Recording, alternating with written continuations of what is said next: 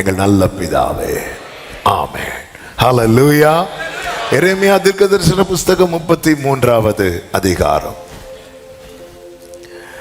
இந்த மாதம் கர்த்தர் தருகிற அருமையான வாக்குத்தத்த வார்த்தை எரேமியா 33 அதனுடைய 9வது வசனம். எல்லாரும் சேர்ந்து வாசிக்க போகிறோம். எரேமியா 33வது அதிகாரத்தின் 9வது வசனம். எல்லாரும் எடுத்துக்கொண்டீர்களா? ஆமென். இப்பொழுது எல்லாரும் சேர்ந்து நீங்க வாசிக்கிறது உங்களுக்கு கேட்கும்படி வாசிக்கும்படி அன்புடன் கேட்டுக்கொள்கிறேன். எல்லாரும் சேர்ந்து வாசிக்கலாமா? நான் அவர்களுக்கு செய்யும் நன்மையை எல்லாம் கேட்க போகிற பூமியின் எல்லா ஜாதிகளுக்கு முன்பாக அது எனக்கு மகிழ்ச்சியுள்ள கீர்த்தியாயும் புகழ்ச்சியாயும் மகிமையாயும் இருக்கும். நான் அவர்களுக்கு அருளி செய்யும் எல்லா நன்மையின் நிமித்தமும் எல்லா சமாதானத்தின் நிமித்தமும் இவர்கள் பயந்து நடுங்குவார்கள் என்று இஸ்ரவேலின் தேவனாகிய கர்த்தர் சொல்லுகிறார்.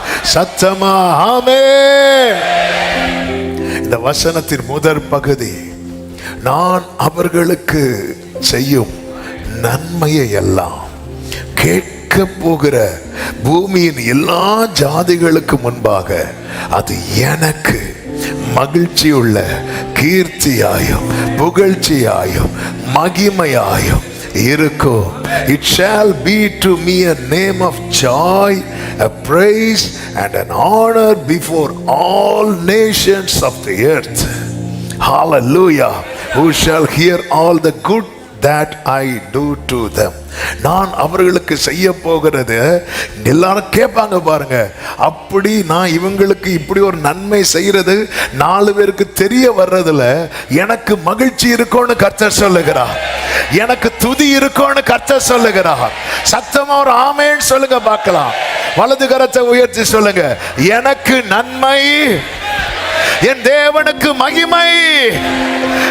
விசுவாசத்தோடு சத்தமாய் ஒரு விஷயம் கூட சொல்ல போறோம். எனக்கு நன்மை, என் தேவனுக்கு மகிமை.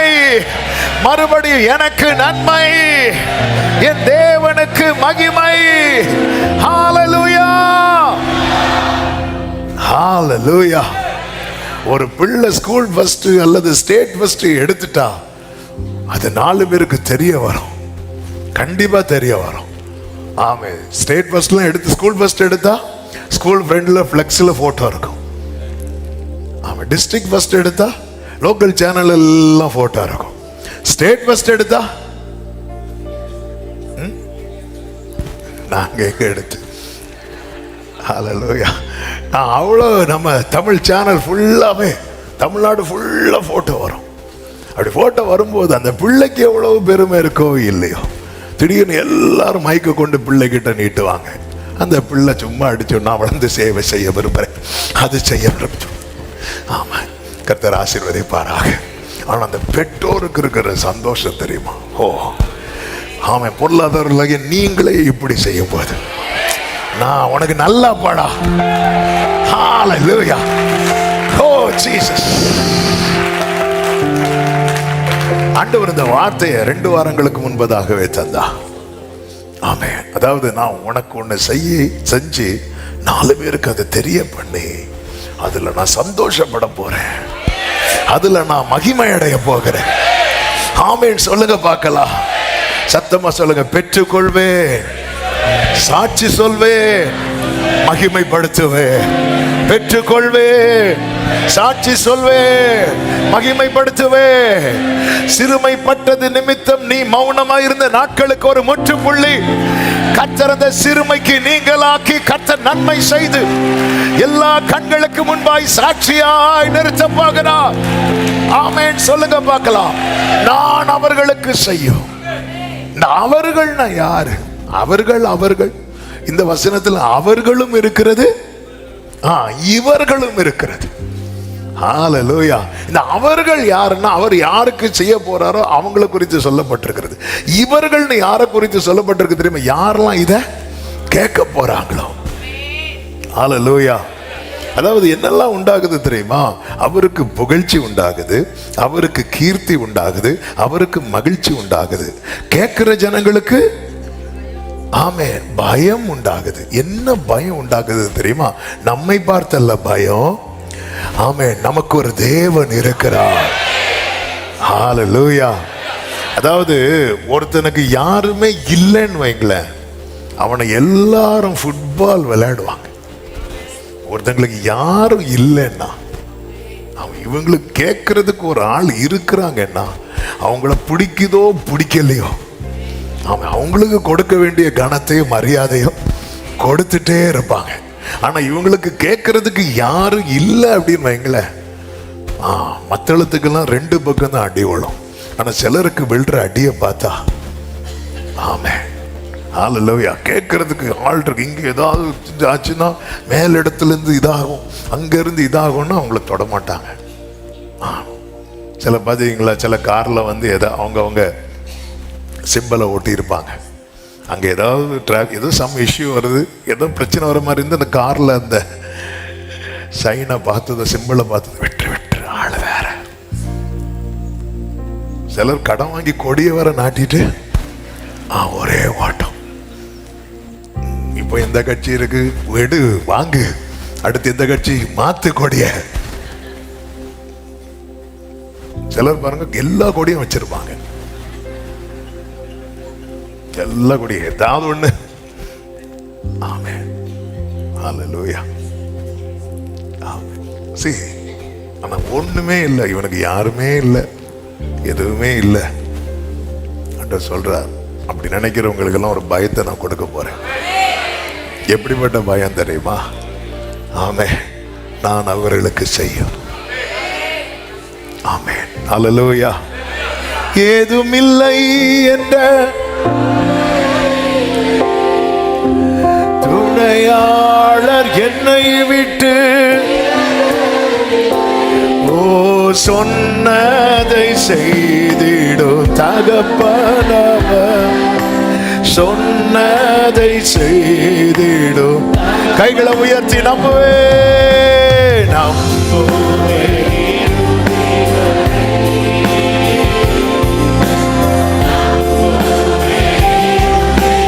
ரிப்ராதன மகரமசே.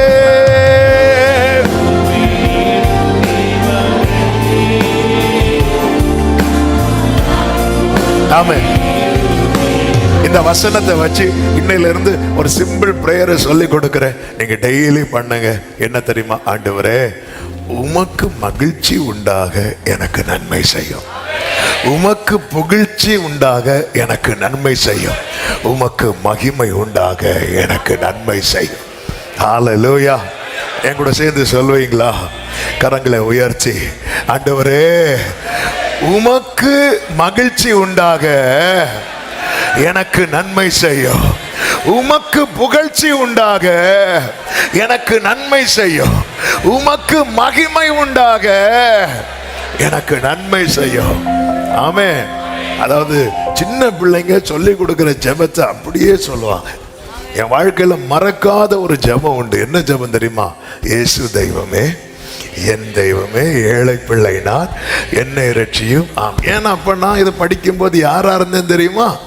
சின்ன பிள்ளை. ஆனா இப்போ எனக்கு யாராவது ஜெபம் சொல்லி தந்தா எனக்கு மறந்துடும்.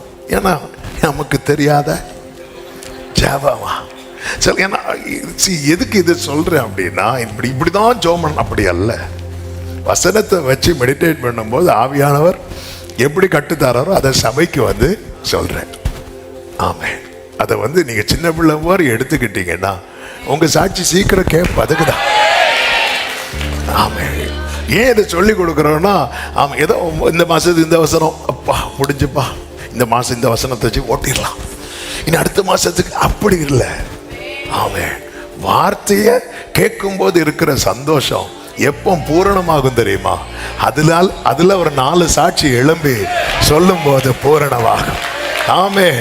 காதினால கேட்கிறார், கேட்க வைக்கிறார், பேச வைக்கிறார். அந்த சந்தோஷம் பூரணமாகிறது. அதை பெற்றுக்கொண்ட 4 பேர் எழும்பி, எஸ் கர்த்தர் எல்லா கண்களுக்கு முன்பதாக நான் சாட்சியாய் நிற்கும்படி எனக்கும் என் குடும்பத்துக்கும் கர்த்தர் ஒரு அற்புதம் செய்தா.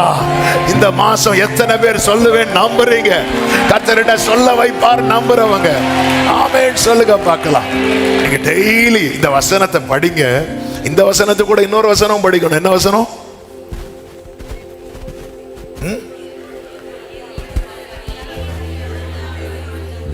நீங்க இப்ப தர வேண்டாம். ஹல்லேலூயா. சங்கீதம் 104 கேட்டதுன்னு சொன்னீங்க. 28 மறக்கவே எப்பவுமே. அதுதான் ஆண்டவர் நமக்கு ஒரு வார்த்தை தர்றது. அது 1ஆம் தேதி கை தட்டிட்டு போறதுக்கு இல்லை. ஆமென். சுதந்திரிக்கணும். நான் கேட்ட பல சாட்சிகள்ல 90% சாட்சி எப்படி இருக்கும் தெரியுமா? அந்த வேர்டை வச்சு ஜெபம் பண்ணுவாங்க. வேர்டை வச்சு ஜெபம் பண்ணுங்க. தாவீது அப்படிதான், ஆண்டவரே நீர் நம்ப பண்ணின வசனத்தை உமது அடியனுக்காக நினைத்தருளும். அது சிறுமையில் எனக்கு அவன் என்னைக்கோ சொன்னது, கஷ்டப்பட்ட போது சொன்ன வார்த்தையை எங்க வர கொண்டு வந்துட்டார் பார்த்தீங்களா? ஆமென். என்னைக்குமே இந்த வசனத்தை, அதான் வசனத்தை வச்சு ஆண்டவரே உமக்கு புகழ்ச்சி உண்டாக என்னை நினைத்தருளும். ஆண்டவரே உமக்கு துதி உண்டாக என்னை நினைத்தருளும். உமக்கு மகிமை உண்டாக என்னை நினைத்தருள். எனக்கு நன்மை செய்யும். ஹல்லேலூயா. இப்படி நம்ம ஜெபிக்கும் போது ஹல்லேலூயா, நம்ம அந்த இடத்துல நம்ம கொஞ்சம் கூட அந்த புகழ்ச்சியை, அந்த அந்த மகிமையை நம்ம எடுக்கவே மாட்டோம். அப்போ நம்ம வாழ்க்கையில் ஒரு நன்மை செய்யும் போது நமக்கு நம்ம ஜெபம் ஞாபகம் வரும். ஆமாம். நம்ம என் வாழ்க்கையில், அதாவது என் வாழ்க்கையில் கர்த்தர் ஒரு நன்மை செய்கிறதுல அவருக்கு இருக்கிற சந்தோஷம் அவ்வளோ சந்தோஷம். ஆமென் சொல்லுங்க பார்க்கலாம். இந்த அவர்கள், ஆமாம். எனக்கு இதுல இருந்து சில வார்த்தைகளை உங்களுக்கு நான் சொல்ல விரும்புகிறேன். இது செய்தி கொஞ்சம்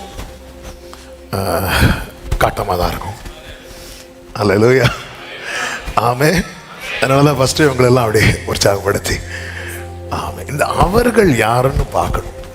ஆமாம். நமக்கு தெரிந்தது தான், இருந்தாலும் இதை ஒரு விஷயம் கூட நான் நினைவுபடுத்த விரும்புகிறேன். 2வது அதிகாரத்தில் கர்த்தர் எருசலேம்ல போய் நீ செவிகள் கேட்க சொல்ல வேண்டியது அப்படி சொல்லிட்டு எரேமியாவை அனுப்புறார். இந்த எரேமியாவை குறித்து ஒரு வார்த்தை சொல்லிவிட்டு சொல்லுகிறேன். அப்போ உங்களுக்கு இந்த வார்த்தை புரியும். நீங்கள் ரெகுலராக பைபிள் படிக்கிறவங்க இருப்பீங்க, நீங்கள் கண்டினியூ பண்ணுங்க. அது கூட இந்த மந்த் நீங்கள் இந்த எரேமியா புஸ்தகத்தை கொஞ்சம் நல்லா மெடிடேட் பண்ணுங்க, நல்லா வாசிங்க, அதிகமாக வாசியுங்கள். இந்த வசனத்தோடு நீங்கள் அதிகமாக ட்ராவல் ஆகிறதுக்கு ஈஸியாக இருக்கும். நீங்கள் ரெகுலராக படிக்கிற போர்ஷன் படிச்சுட்ருங்க. சில பார்க்குறாங்க, நாங்கள் எங்கே படிக்கிறேன், நாங்கள் கலண்டரை அப்படி பார்ப்போம், கர்த்தர் இன்று உன்னை ஆசீர்வதிப்பார், அவ்வளோதான். அது 2010 உள்ள கலண்டர், அது கூட தெரியாது. ஆமென். ஹல்லேலூயா. இன்னும் இன்னைக்கு எல்லாம் நாளெல்லாம் மாறி இருந்தா என்ன, ஏதோ ஒரு வசனம் இருக்கும். ஆமென். இந்த கலண்டரில் வசனம் போடுறதெல்லாம் யாரு தெரியுமா? பிரஸ்ஸுக்காரங்க. டிஃபால்ட்டாக ஒரு 4-5 வச்சிருப்பாங்க. ஆமென். ஹல்லேலூயா. அது வார்த்தை, அதுவும் பேசும், இல்லைன்னு இல்லை. ஏன்னா அதுவும் என்கிட்ட பேசியிருக்கு, அதனால தான். ஆனால் நம்ம அப்படியே நம்மளை தெய்வீகத்துக்கு அடுத்த காரியத்தில் நம்மளை சுருக்கவே கூடாது. ஆமாம். நீங்கள் இன்னைக்கு இந்த வாரம் ஃபுல்லாக எரேமியா நல்லா படிங்க. ஆண்டவருடைய ஹார்ட் நமக்கு தெரியும். ஆமாம்.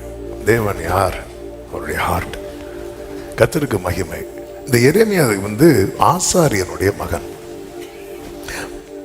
ஆண்டவர் எரேமியாவை எந்த ஊழியத்துக்கு அழைப்பார்னா தீர்க்க தரிசன ஊழியத்துக்கு அழைப்பார். இது அதாவது இந்த காலத்தில் எல்லாரும் ஒரே இதை வேலையை செய்வாங்க. அந்த காலம் அப்படி கிடையாது. தீர்க்கதரிசிகளின் ஊழியம் வேற, ஆசாரியனுடைய ஊழியம் வேற. அப்போ உண்மையில எரேமியா எதுல பழக்கப்பட்டவர் அப்படின்னா, ஒரு பாஸ்டருடைய பிள்ளை எதுக்கு பழக்கப்பட்டிருப்பான்? ஆராதனை நடத்த பழக்கப்பட்டிருப்பான், வர்ஷிப் நடத்த பழக்கப்பட்டிருப்பான். அது சின்ன வயசுலேருந்தே பார்த்து பழகினது. அதனால தான் எரேமியா சொல்கிறேன், நான் பேச அறியேன்னு சொல்லுவார். எனக்கு அது தெரியாது ஆண்டவர். பேச அறியேன்னா கை குழந்தை கிடையாது. எரேமியா கை குழந்தை கிடையாது. நான் இந்த விஷயத்தில் ஆண்டவர் நீங்கள் என்னை இந்த மினிஸ்ட்ரியில் வைங்க, நான் அவனை பார்த்து எங்கள் அப்பாட்ட பார்த்து பழகினதுலாம் இது. நீங்கள் என்ன எங்கே கொண்டு போகிறீங்க அப்படின்னா, தீர்க்கதரிசி மினிஸ்ட்ரிங்கிறது வந்து டோட்டலா டிஃபரெண்ட். அந்த காலத்துல அவங்கள திடீர்னு மொட்டை அடிச்சிட்டு போனோம். எங்களுக்கு பிரச்சனை இல்லை. திடீர்னு அப்படி போனோம். திடீர்னு போய் அதெல்லாம் சொல்லவே ஓசியாட்ட என்ன தெரியுமா சொல்லுவார்? நீ போய் ஒரு விபச்சாரியான ஸ்திரியை நேசித்துக்கொள் அப்படிப்பார். போய் செய்யணும், போய் கல்யாணம் பண்ணிட்டு வரணும். அவன் திருப்பி ஓடும்போது நீ இன்னும் போய், ஆண்டவரே நாங்க அப்படியே பாட்டை பாடிட்டு இருந்துரும். ஆண்டவரே இந்த மினிஸ்ட்ரி நமக்கு புரியாது. ஏன்னா இந்த தீர்க்கதரிசிகளின் மினிஸ்ட்ரிங்கிறது எப்படி அப்படின்னா, தேவனை அப்படியே பிரதிபலிக்கணும், அவருடைய ஹார்ட்டை பிரதிபலிக்கணும். ஒரு தீர்க்கதரிசி சாம்பல்ல உட்காந்தானா கர்த்தர் உட்கார்ந்தது போல, ஒரு தீர்க்கதரிசி வஸ்திரத்தை கிழிச்சிட்டு அழுறான் புலம்புறான் அப்படின்னு. அதனாலதான் எரேமியாவின் என்னை ஜனங்கள் யார் என்று சொல்லுகிறார்கள் அப்படின்னு கேட்கும்போது சிலர் உண்மை எரேமியான்னு சொல்றாங்க அப்படின்னு. அவன் எரேமியாவுக்குள்ள என்ன இருந்துச்சுன்னா கண்ணீர். அது எரேமியாவின் கண்ணீர் அல்ல, அது இவருடைய கண்ணீர். ஆமென். இந்த எரேமியா வேண்டாம் ஆண்டவரே வேண்டாம், நீ வா, நான் உன் கூட இருக்கிறேன். ஏன் எரேமியாவை தூக்குறாருன்னா, எரேமியாவை வச்சு அதிகமா அவர் ப்ரீச் பண்றது, ப்ராஃபஸி சொன்னது ஃபுல்லா எங்க அப்படின்னா ஆலயத்துல தான். அதுலயும் அதிகமா யாருக்கு அப்படின்னா ஆசாரியர்களுக்கு, பெரிய தேவனை ஆராதிக்கிறவங்களுக்கு. அப்ப ஆல்ரெடி இவர் ஆலயத்திலே பழக்கப்பட்டவர். அதனால கொஞ்சம் போல்டா இந்த ஆசாரியர்கள்ட்ட எல்லாம் பேசுறதுக்கான தைரியம் ஆட்டோமேட்டிக் யாருக்கு வந்துடும்? ஒரு ஆசாரியனுடைய மகனுக்கு வந்துடும். புதுசா சர்ச்சினா என்ன தெரியாதுன்னு வந்து பேசுறவங்களுக்கு எல்லாம் பேச முடியும். ஆண்டவருடைய செயல் ரொம்ப ஆச்சரியமானது. உங்களை ஒரு குடும்பத்தில் பிறக்க வைப்பதற்கு ஒரு நோக்கம் உண்டு. உங்களை ஒரு சூழ்நிலையில் வளர்க்க வைப்பதற்கு ஒரு நோக்கம் உண்டு. கர்த்தர் உங்களை என்னைக்குமே புரிஞ்சுக்கோங்க, என் வாழ்க்கையில் ஆண்டவர் இதுவரை தப்பு பண்ணினதே கிடையாது. அப்படி சொல்றவங்க மட்டும் சச்சமா ஆமென். என் லைஃப்ல எங்க அப்பா தப்பு பண்ணிருக்கலாம், ஒருவேளை எங்க அம்மா தப்பு பண்ணிருக்கலாம், ஒருவேளை என் கூட இருக்கிறவங்க தப்பு பண்ணிருக்கலாம். நான் தப்பு தான். ஆனா நான் தைரியமா சொல்லுவேன், என் வாழ்க்கையில இதுவரை என் ஆண்டவர் தப்பு பண்ணினதே. நம்புறவங்க மட்டும் கரங்களை சற்றி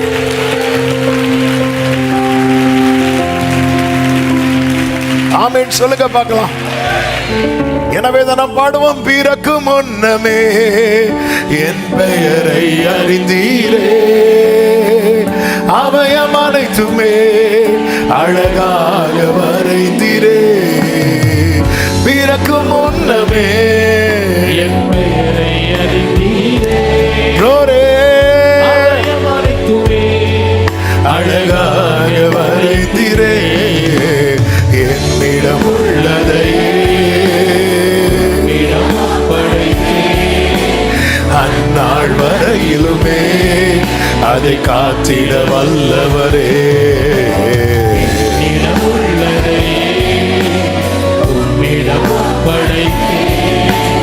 அந்நாள் வரையிலுமே பிறந்த நாள் முதலாய்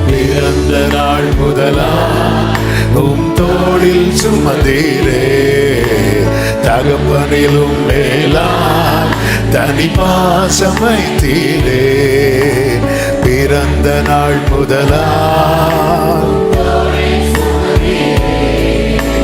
தகப்பனிலும் மேலாய். ஆமென், ஆமென், ஆமென். ஆண்டவர் இப்போ இவனை தெரிந்தெடுக்கிறார், பேசுறார், அவன் நாவை தொடுகிறார். எப்பவுமே இது ஆல்ரெடி ஒரு விஷயம் சொல்லி இருக்கிறேன். அதாவது நம்மை குறித்த காரியத்துல கர்த்தர் நாம் பிறக்கும் முன்னமே எல்லாவற்றையும் தீர்மானித்து ஒழுங்குபடுத்திடுவார். ஆனா அந்த காரியம் நம்ம வாழ்க்கையில ஓகே ஆகணும்னா நாம அர்ப்பணிக்கணும். ஆமே. அதாவது எரேமியா ப்ராஃபட் அப்படிங்கிற காரியம் எரேமியா தாயின் வயிற்றிலிருந்து வெளிப்படுவதற்கு முன்னமே ஆண்டவர் சைன் பண்ணிட்டார். ஆனா அவர் எப்போ ப்ராஃபட் ஆனாரு தெரியுமா? இவர் அடுத்து அதுல சைன் பண்ணணும். ஆமே. 1வது அதிகாரத்துல ஆண்டவர் சொல்லுவார் எரேமியா கிட்ட 5வது வசனத்துல, நான் உன்னை தாயின் வயிற்றில் உருவாக்கும் முன்னே உன்னை அறிந்தேன், நீ கற்பத்திலிருந்து வெளிப்படும் முன்னே நான் உன்னை பரிசுத்தம் பண்ணி உன்னை ஜாதிகளுக்கு தீர்க்கதரிசியாக கட்டளையிட்டேன் அப்படின்னு சொல்றார். இப்படி சொல்லும் போதுதான் எரேமியா முடியாது, தெரியாது அப்படின்னு சொல்லி, தெரியாது எனக்கு அந்த லாங்குவேஜ் தெரியாது. தீர்க்கதரிசிகள் லாங்குவேஜ் தெரியும்ல, நீங்க பழைய தீர்க்கதரிசன புஸ்தகங்கள்லாம் படிக்கும் போது தெரியும். அவங்க லாங்குவேஜ் டிஃப்ரெண்டா இருக்கும். ஏதாவது ஒரு காரியத்தை வச்சு பேசிட்டு இருப்பாங்க, ஏதோ ஒரு ஓமையை வச்சு பேசிட்டு இருப்பாங்க. அவங்க லாங்குவேஜ் டிஃப்ரெண்டாக. எனக்கு அப்படியெல்லாம் பேச தெரியாது. எனக்கு ஆசாரியருடைய ஊழியம் தான் தெரியும். எனக்கு பாஸ்டர் லாங்குவேஜ் தெரியும் ஆண்டவரே, ப்ராஃபட் லாங்குவேஜ் தெரியாது ஆண்டவரே, நான் பேச தெரியாது. அப்படி சொல்லும்போது ஆண்டவர் சொல்றாரு, இங்க பாரு, நான் உன்னை அனுப்புகிற எல்லா இடத்துக்கும் போய் நான் உனக்கு சொல்லி தருவேன், அது அப்படியே சொல்லு. இதுக்கப்புறம் எரேமியா ஓகேங்கிறார். ஓகே சொன்னதுக்கு அப்புறம் ஆண்டவர் சொல்றாரு 9-10 வசனங்கள்ல, கர்த்தர் தமது கரத்தை நீட்டி என் வாயை தொட்டுன்னு சொல்லியிருக்கு. அடுத்து பிடுங்கவும் எடுக்கவும் அழிக்கவும் கவிழ்க்கவும் கட்டவும் நாட்டவும் உன்னை நான் இன்றைய தினம் ஏற்படுத்தினேன் இருக்கு. ஆமென். தாயின் வயிற்றில் இருந்து வெளிப்படும் முன்னமே தீர்க்கதரிசியை அவர் ஏற்படுத்திட்டாரு. ஆனா எரேமியா ஓகே பண்ணதுக்கு அப்புறம் அது நடைமுறைக்கே வருகிறது. அல்லேலூயா. ஒரு பாண்டுல 2 பேரும் சைன் பண்ணணும். நாம பிறக்கிறதுக்கு முன்னாடியே கர்த்தர் சைன் பண்ணிட்டார். நாம சைன் பண்றதுக்கு டைம் எழுதிட்டு இருக்கிறோம். அதனாலதான் அர்ப்பணிப்பு. பவுல் சொல்ற, தாயின் வயிற்றில் வெளிப்படும் முன்னமே என்னை பிரித்து எடுத்துட்டார். ஆனா நான் சைன் பண்ணது எப்போ தெரியுமா? தமஸ்குக்கு போற வழியில. எப்படி பவுல் சைன் பண்ணீங்க? நல்ல சூப்பரா விருந்தெல்லாம் வச்சா? இல்ல, கண்ணில் குத்திட்டார். என்ன செய்ய சித்தமா இருக்கிறீர்கள்? நான் சைன் பண்ண மெத்தட் வேற. நான் 2007 சைன் பண்ணேன். இன்னும் நிறைய பேர் சைன் பண்ணாம ஓடிட்டு இருக்கிறீங்க. வலையில் மாட்டுகிறவர்கள் பாக்கியவான்கள், அவர்கள் மேல் தூண்டில் போடப்படாது. ஏன்னா அவர் ஆல்ரெடி சைன் பண்ணி வெயிட் பண்ணிட்டு இருக்கிறார். நம்ம என்ன நினைச்சிருக்கிறோம்? எப்படியும் கர்த்தர் நினைச்சதுதான் நடக்க போகுது. அப்படி அல்ல. இந்த காரியத்தில் இப்ப அவர் ஏற்படுத்திட்டார். ஆனா இப்போ எரேமியா என்னைக்கு ஓகே சொன்னாரோ அன்னையில இருந்து ஸ்டார்ட் ஆகுது. அதனாலதான் ஞானமாய் நடந்து காலத்தை பிரயோஜனப்படுத்தி கொள்ளுங்க. நம்ம நாளைக்கு அர்ப்பணிச்சிருவோம், இந்த டிசம்பர்ல அர்ப்பணிச்சிருவோம், அடுத்த வாரத்துல இல்ல. இன்று கர்த்தருடைய சத்தத்தை கேட்பீர்களாகில், அப்படிதான் பைபிள்ல இருக்கும். நீங்க எப்ப படிச்ச, இன்று அவருடைய சத்தத்தை கேட்பீர்களாகில் உங்கள் இருதயத்தை கடினப்படுத்தாதிருங்கள். நான் செய்திக்குள் வர விரும்புகிறேன். ஆமே, இது சொல்லணும்லாம் நினைக்கல. ஆனா யாருக்கோ கர்த்தர் சொல்ல வச்சிட்டு இருக்கிறார். கர்த்தருக்கு மகிமை. கர்த்தர் யார் இந்த அவர்கள்? 2:4 வாசிங்க. எரேமியா 2:4. யாக்கோபின் குடும்பத்தாரே, இஸ்ரவேல் குடும்பத்தின் வம்சங்களே, நீங்கள் எல்லாரும் கர்த்தருடைய வார்த்தையை கேளுங்கள். யாக்கோபின் குடும்பத்தார். இந்த யாக்கோபு யார்? எரேமியா 10:16 சொல்லப்பட்டிருக்கிறது, யாக்கோபு இஸ்ரவேல் அவருடைய சுதந்திரமான கோத்திரம். இன்னும் ஆமென், புதிய ஏற்பாட்டு பார்வையில அல்லது ஆவிக்குரிய பார்வையில சொல்ல வேண்டுமானால், அவரால் தெரிந்தெடுக்கப்பட்டவன்.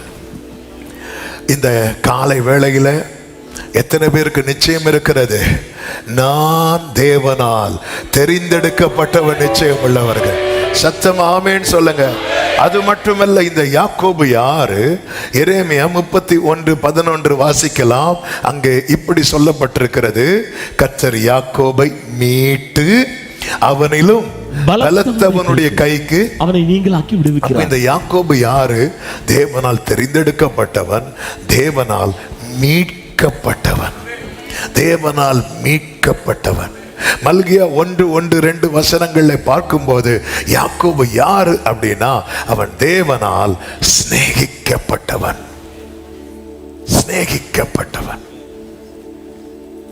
கிருபையாய் நம்மை தெரிந்து கொண்டு நம்மேல் அவர் தம்முடைய அன்பை வைத்து நம்மை அவருடைய இரத்தத்தினால் மீட்டிருக்கிறார்.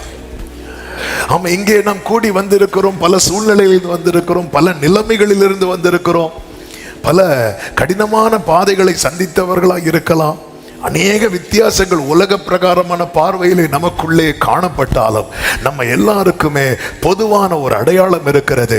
என்ன தெரியுமா? நாம் அவருடைய இரத்தத்தால் கழுவப்பட்டு மீட்கப்பட்டவர்கள். இயேசுவின் இரத்தத்தால் நான் மீட்கப்பட்டவன் என்று சொல்லுகிறவர்கள் சத்தமா ஆமென் சொல்லுங்க பார்க்கலாம்.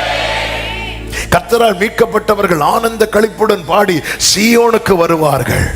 நித்திய மகிழ்ச்சி அவர்கள் தலைமேல் இருக்கும். சஞ்சலமும் தவிப்பும் ஓடி போகும். இன்னைக்கு இங்கே வந்திருக்கிறவர்களை எல்லாரும் எப்படி பார்க்கிறாங்கன்னு தெரியாது. ஆனா பரலோகம் ஒரே பார்வைதான். என்ன பார்வை தெரியுமா? இவர்கள் மீட்கப்பட்டவர்கள், இவர்கள் தெரிந்தெடுக்கப்பட்டவர்கள், இவர்கள் தேவனால் சிநேகிக்கப்பட்டவர்கள். சத்தமா ஆமென் சொல்லுங்க பார்க்கலாம். மீட்கப்பட்டவர்கள். அப்ப மீட்கப்பட்டவர்கள் வாழ்க்கையில கர்த்தர் ஒரு நன்மை செய்வது நிமித்தம் அவர் சந்தோஷப்படுகிறார், அவர் புகழப்படுகிறார், அவர் மகிமைப்படுகிறார். ஹல்லேலூயா, ஆமென். அதாவது என் வாழ்க்கையில கர்த்தர் ஒரு நன்மை செய்கிறது நிமித்தம் அவருக்கு மகிழ்ச்சி உண்டாகிறது. ஆனா புகழ்ச்சியும் கனமும் உண்டாகணும்னா அந்த நன்மையை பெற்றுக்கொண்டு நான் என்ன செய்கிறேன் என்பதில் இருக்கிறது. சத்தமா ஆமென் சொல்லுங்க பார்க்கலாம். 10 குஷ்டரோகிகள் இயேசுவினிடத்தில் வருகிறார்கள். தூரத்திலிருந்து சத்தம் இடுகிறார்கள், கிட்ட வர முடியாது. ஏன்னா அவங்களுக்கு இருந்த வியாதி அப்படிப்பட்ட வியாதி. தூரத்திலே இருந்து சத்தம் போடுறாங்க. இயேசு சொன்னா, நீங்க போங்க, போய் ஆசாரியனுக்கு காட்டுங்க. ஏன்னா பிரமாணம் சொல்லுகிறது, ஒருத்தன் குஷ்ட ரோகம் ஒருத்தனுக்கு வந்துட்டுனா அவனை பாளையத்துக்கு புறம்பே வைக்கணும். அவனுக்கு கிளியர் ஆனதுக்கு அப்புறம் அதை ஓகே பண்றதே யாரு தெரியுமா? ஆசாரியன். அதுக்கு ஒன்று சில மெத்தட்ஸ் இருக்கிறது, அதை செஞ்சுட்டு உள்ள வரணும். அதனால ஆண்டவர் சொல்லுவார், நீங்க போங்க, ஆசாரியனுக்கு உங்களை காட்ட போங்க. நீங்க போகிற வழியிலே நீங்க சுகம் கிடைக்கும். அப்படியே போறாங்க. 10 பேருக்கு சுகம் கிடைக்குது. சுகம் கிடைச்சது மீதி 9 பேரும் அந்த அவங்க ஆசாரியர்கிட்ட காட்ட போகும்போது ஒருத்தர் மட்டும் பிரதான ஆசாரியர்கிட்ட திரும்பி வரான். ஆமென். ஏன் அவங்க ஆசாரியர்கள்ட்ட காட்ட போனாங்க தெரியுமா? சீக்கிரம் ஓகே பண்ணி வீட்டுக்கு போறதுக்கு. ஆமென். ஆனா இவன் மட்டும் நினைக்கிறான், இது அவர்லாம் பண்ணார். அவன் வந்து நன்றி செலுத்துகிறான், மகிமைப்படுத்துகிறான். அதாவது நம்ம பிள்ளைங்களுக்கு ஒரு நன்மை செய்யும் போது அந்த பிள்ளைங்க சந்தோஷப்பட்டான். இப்போ பிள்ளைங்களுக்கு விரும்பி கேட்கிற காரியத்துல முக்கியமான காரியம் என்ன சொல்லுங்க பாப்போம்? என்ன கோரஸ்? ஆமென். மொபைல் வாங்கி கொடுக்கும். சில பசங்க வருவாங்க, அப்படி புது போன் ஜெபம் பண்ணுங்க, ஏதோ ஆண்டவரே ஆசீர்வதிங்கப்பா. ஆமென். அதுக்கப்புறம் ஆளையும் காணாது, போனையும் காணாது. ஆமென். ஹல்லேலூயா. சரி, இப்போ பிள்ளைங்க ஒரு போன் வாங்கி கொடுக்குறோம் வைங்களேன். பிள்ளை அந்த போனை பார்த்து சந்தோஷப்படுறதை பார்த்து நமக்கு என்ன உண்டாகும்? சந்தோஷம் உண்டாகும். அந்த போனை பிள்ளை தப்பா யூஸ் பண்ணதுன்னு வைங்களேன்,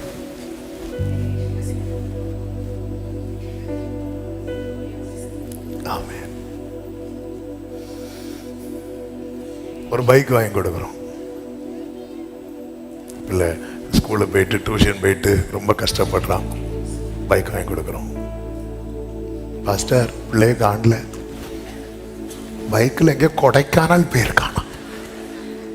நமக்கு என்ன உண்டாகும்? சரி, எனக்கு ஒரு நன்மை செய்யறது ஆண்டவருக்கு விஷயம் கிடையாது. ஆனால் அந்த நன்மை அவருக்கு மகிழ்ச்சியாக மட்டும் இல்லை, அவருக்கு புகழ்ச்சியாக இருக்கணும், அவருக்கு மகிமையாக இருக்கணும். அதுக்காக தான் எரேமியா கிட்ட என்ன சொல்லுவார்னா, எரேமியா 1வது அதிகாரம் 10வது வசனம், பிடுங்கவும் பிடுங்கவும் இடிக்கவும் இடிக்கவும் அழிக்கவும் அழிக்கவும் கவிழ்க்கவும் கவிழ்க்கவும் கட்டவும் கட்டவும் நாட்டவும் நாட்டவும் உன்னை நான் இன்றைய தினம் ஜாதிகளின் மேலும் ராஜ்யங்களின் மேலும் ஏற்படுத்தினேன் என்று கர்த்தர் என்னுடனே சொன்னார் என்று எரேமியா சொல்றார். இந்த இடத்துல அந்த முதல் 4 வார்த்தையை படிக்கும் போது நமக்கு நெஞ்சு பக்கு பக்கு பக்கு நடிக்கும். ஆனா எப்படி அதை பினிஷ் பண்றார் பாருங்க, கட்டவும் நாட்டவும்.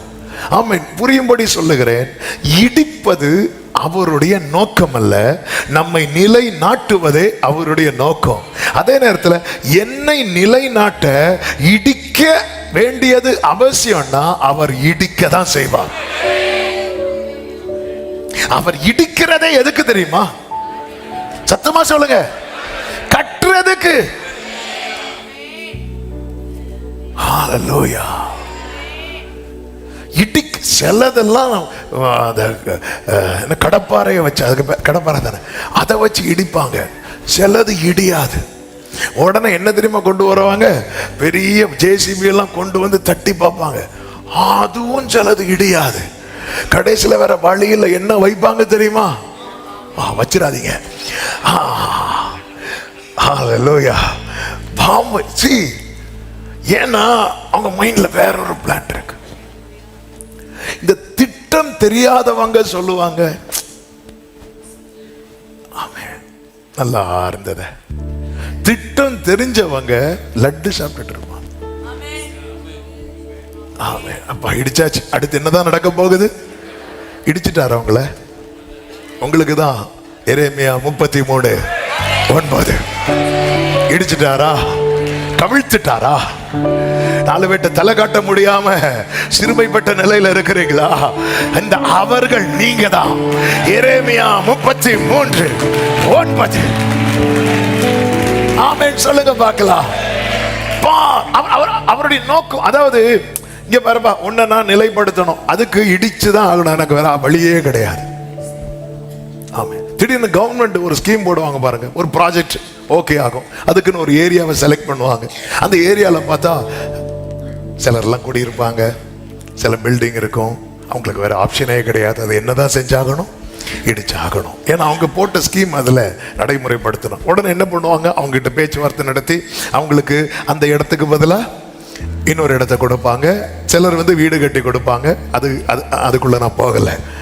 உடனே என்ன பண்ணுவாங்க, இவங்களெல்லாம் அந்த இடத்த விட்டு ஷிஃப்ட் பண்ணிட்டு காலி பண்ணிட்டு அந்த இடத்துல தரைமட்டமாக்குவாங்க. தரைமட்டமாக்குனதுக்கு பிறகு ஒரு சில மாதங்கள் அல்லது ஒரு சில வருஷங்கள், நம்ம ஊர்னா சில வருஷங்கள், வெளிநாடுன்னா சில வாரங்கள், அவ்வளோதான் வித்தியாசம். ஆமென். ஏன்னா நம்ம ஊர்ல ஒரு செங்கல் வச்சுட்டு ஒரு வாரம் லீவு, அங்கெல்லாம் பார்த்தீங்கன்னா கட கட கட நடக்கும். அதுக்கப்புறம் பார்த்தீங்கன்னா எப்படி எப்படி எனக்கு ஒரு இப்பயே உங்களுக்கு நன்மை செய்ய முடியாதா? முடியும்பா. ஆனா எனக்கு அந்த நன்மையில என்ன இருக்கணும் தெரியுமா? மகிழ்ச்சி இருக்கணும். அல்லேலூயா. ஒரு 4 வயசு பிள்ளை, இப்போ டேவிட் பையன் டேவிட், அப்பா எனக்கு ஒரு பைக் வாங்கி தாங்கப்பான்னு கேட்குறான். டேவிட் பைக் வாங்கி கொடுப்பாரா? கொடுப்பாரு. டாய் ஷாப்ல நிறைய இருக்கு, நிறைய வாங்கி கொடுத்துருக்காப்ல. கண்ணு வாங்கி தாங்கப்பான்னு கேட்பான். அந்த ஏஜ் பாத்தீங்களா? உங்களுக்கு வாங்கி தர தெரியாத ஆண்டவரே, முடியும்பா. ஆனா அது எனக்கு எப்படி இருக்கணும் தெரியுமா? மகிழ்ச்சியா இருக்கணும். சில பிள்ளைங்களாம் பைக் வாங்கி கொடுத்து ரத்த கண்ணீர் வடிச்சிட்டு இருக்கிறாங்க. பாஸ்டர் ஃப்ரீயா இருக்கிறீங்களா? என்ன பைக்கு? அவங்களுக்கு அப்படி சந்தோஷத்துல இல்ல, பக்கு பக்குன்னு இருக்கு. சில பசங்கள்லாம் போவாங்க பாருங்க, ஆனால் பைக் வாங்கின அன்னைக்கு 40, பிரேயருக்கு அப்புறம் 60, 3 மாசத்துக்கு அப்புறம் 100, அப்புறம் 108.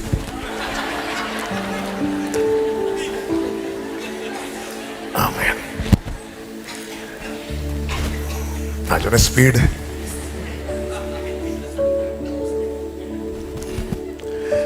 எனக்கு நன்மை செய்யறது ஆண்டவருக்கு விஷயம் கிடையாது. ஆனா அது அவருக்கு மகிழ்ச்சியா இருக்கணும். மகிழ்ச்சியா மட்டும் இல்ல, அவருக்கு புகழ்ச்சியா இருக்கணும். புகழ்ச்சியா மட்டும் இல்ல, அவருக்கு மகிமையா இருக்கணும். உன்னை நான் இவ்வளவு நாள் இடிச்சது நோக்கத்தை இன்னைக்கு நீ அறியணுங்கிறதுக்காக. உன்னை நான் கவிழ்த்தது நோக்கத்தை, சில காரியத்தை இல்லாமல் ஆக்கினது நோக்கத்தை. நல்ல கையை தட்டி உடரபா கரபா சந்தரபா ரிம்ராத நலரியாதனரே ரிமம்ரே லரியாதனரா உடைத்தீ உருவாக்கினீர், சிட்சித்தீர், சீர்படுத்தினீர், புடமிட்டீர், புதிதாக்கினீர், பிரித்தீர், பிரியாதிருந்தீர். எனக்கு நீர் உண்டு, எனக்கு நீர்